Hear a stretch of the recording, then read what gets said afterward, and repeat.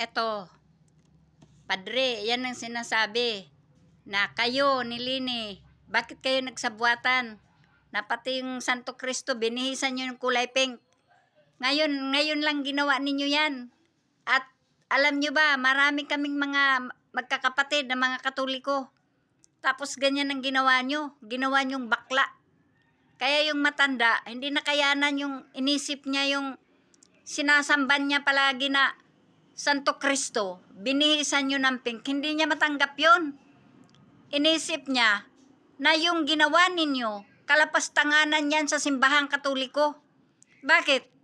Di ba nangangaral kayo salita ng Diyos? Bakit nagpapagamit kayo sa mga politiko? Magkano ba mga binabayad sa inyo para magpagamit kayo? Ang ituro nyo, yung mabuti. Tingnan nyo, pati matanda, makapal na ang tuhod sa kaluluhod para lang sumamba sa Santo Cristo na linapastangan ninyo. Ikaw pa naman ang pari dyan. Ikaw ang nagtuturo ng hindi maganda. Dapat sinaway mo yung mga mitiin ni Nanay Lini, ni Kiko. Dapat sinaway mo na hindi ganun. Kung nagpamisa sa simbahan, hindi dapat ganyan. Nagpamisa sa simbahan, ipanalangin mo siya.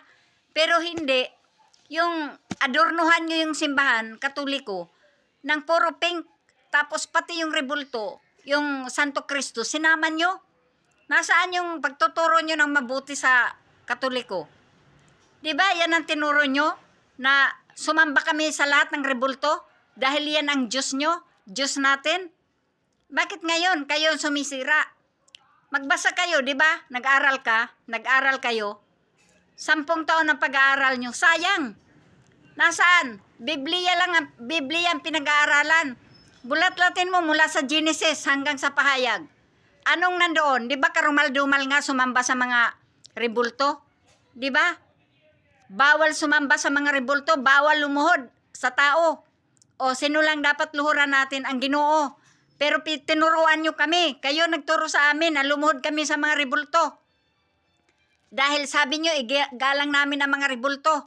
Kaya luluhod kami sa mga rebulto. Kahit saan, pinangkukuskus pa namin ang aming mga kamay sa mga rebulto para ipuna sa amin mga mukha sa buong katawan namin. Pagkatapos ngayon, binastos nyo yung Santo Cristo. Dapat sinasaway mo yan, Padre. Ikaw mismo nagpasimunong pari ka.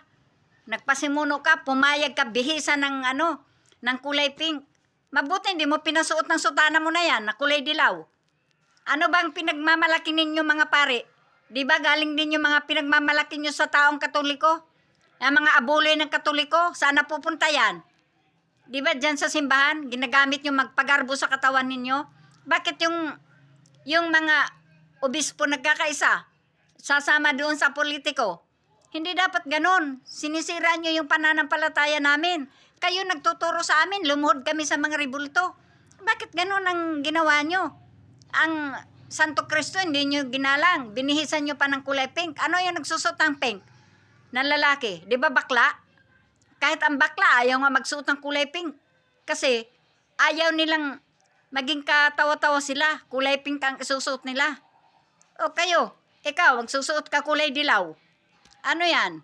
Sutana kulay dilaw. Okay lang yan kung ano lang yan. Yung ginuhit lang yan sa sutana mo. Ang sutana, di ba kulay puti, kulay violet? Hindi po yan karapat-dapat gagawin ninyo. Nakakatawa kayo. Pinangangaral ninyo sa amin ang mga salita ng Diyos. Nakikinig kami, luluhod-luhod kami. Tapos ganyan ang ginawa nyo. Huwag kayong ganyan. Hindi po karapat-dapat yung ginagawa nyo na yan sa amin. Oh, di ba? Dapat hindi kayo magaganyan sa amin.